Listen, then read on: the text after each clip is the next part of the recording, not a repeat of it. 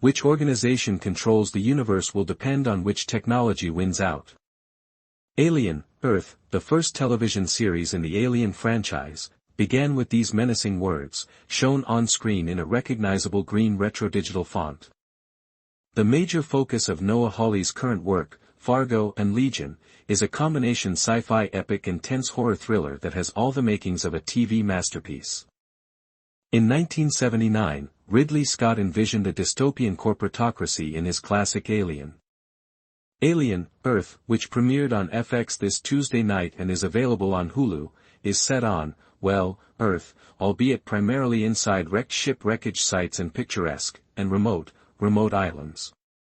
It was shot on the literal chest of Disney-owned Fox.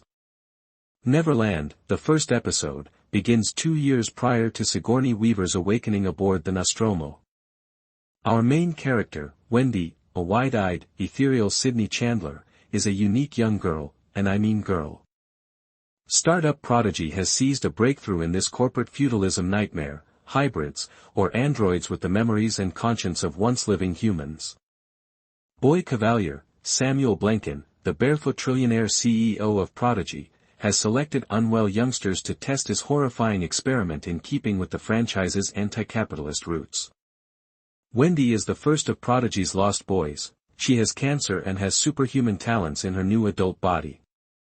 As with all good corporate secrets, the purpose of hybrids like Wendy is now unknown, but it's easy to assume that Prodigy sees limitless quarterly growth in their potential.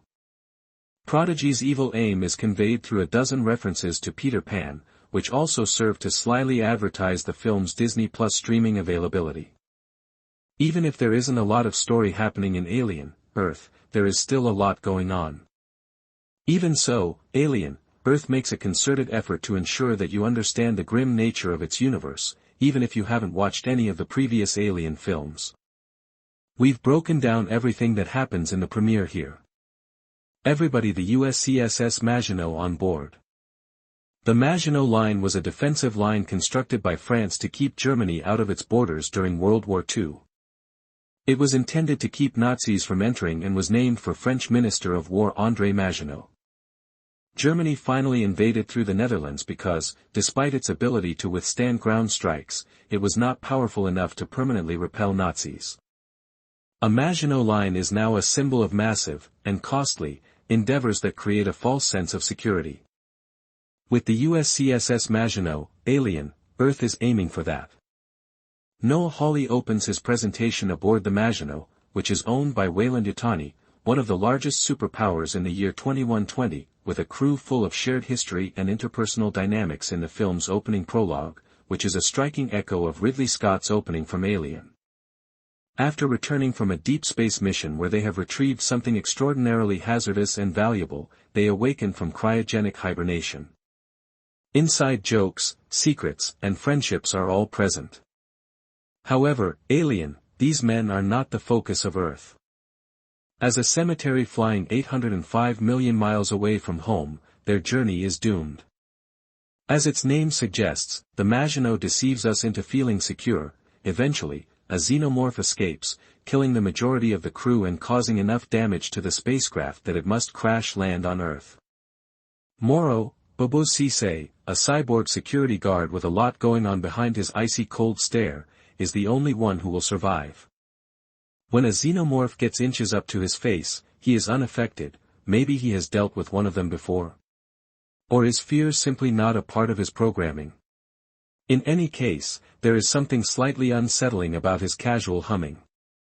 Moro goes to extreme measures to make sure the xenomorph and the other creatures are not seen or captured by anyone else when the Maginot crashes.